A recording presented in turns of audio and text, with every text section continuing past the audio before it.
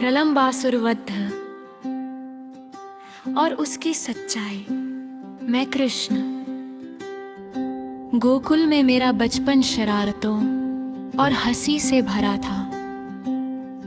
मैं और मेरा भाई बलराम गांव के बच्चों के साथ खेलते, यमुना के किनारे दौड़ते और गायों के पीछे भागते। उस वक्त मैं लगभग 6 वर्ष से कुछ अधिक का रहा होऊंगा। एक दिन एक अजनबी गोकुल में आया। लोग कहते हैं कि वह प्रलंबासुर था, एक तरह का राक्षस जो हम बच्चों को मारने के इरादे से आया था। श्रीमद् भागवत पुराण में लिखा है कि मैंने और बलराम ने उसका वध किया, जैसे कोई चमत्कार किया हो। लेकिन यह सच नहीं था। ये एक विद्रोही की कहानी थी जिसे गलत समझा गया। उसका नाम प्रलंब भले ही रहा हो, लेकिन वो राक्षस नहीं था। वो एक भटकता हुआ योद्धा था जिसे मथुरा से भेजा गया था। कंस को मेरे गोकुल में होने की खबर मिल चुकी थी। वह भविष्यवाणी कि देवकी का 8वां पुत्र कंस का यानी उसका वध करेगा, जो कि कोई दैवीय संदेश नहीं था,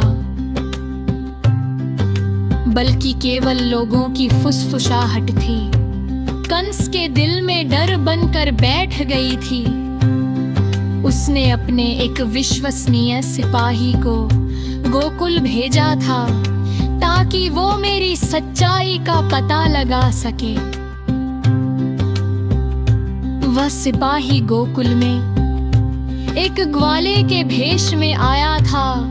वह हमारे साथ खेलने लगा, हमारे गीतों में शामिल हुआ और हम बच्चों के बीच घुल मिल गया। मैंने उस अजनबी को देखा, उसकी आंखें तेज थी और उसका व्यवहार कुछ अलग था। वह हमेशा मेरे और बलराम के आस पास रहता, जैसे वो कुछ तलाश रहा हो। बलराम जो मुझसे बड़ा था और ताकतवर भी, उसे भी शक हुआ। कृष्ण, ये आदमी ठीक नहीं लगता। उसने एक दिन मुझसे कहा। हमने उस पर नजर रखनी शुरू कर दी। एक दिन हम गोकुल के जंगल में एक खेल खेल रहे थे, एक तरह का कुश्ती का खेल, जिसमें हम जोड़े बनाकर एक दूसरे को हराने की कोशिश करते थे। उस अजनबी को भी बलराम के साथ भिड़ने के लिए जोड़ा गया। मैंने देखा कि उसने बलराम को कसकर पकड़ा, जैसे वो उसे चोट पहुंचाना चाहता हो। मैं समझ गया कि ये कोई साधारण खेल नहीं था। मैंने बलराम को इशारा किया और हम दोनों ने मिलकर उस अजनबी को घेर लिया। बलराम ने अपनी ताकत का इस्तेमाल किया और मैंने अपनी चतुराई का, हमने उसे जमीन पर पटक दिया।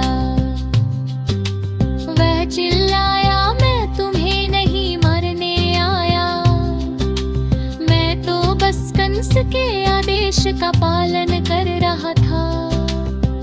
हमने उसे बांध दिया और गांव के बूढ़ों के सामने ले गए। नंद बाबा और अन्य ग्वाले उससे सवाल करने लगे। उसने बताया कि वह कंस का सिपाही था जिसे मेरी पहचान जानने के लिए भेजा गया था।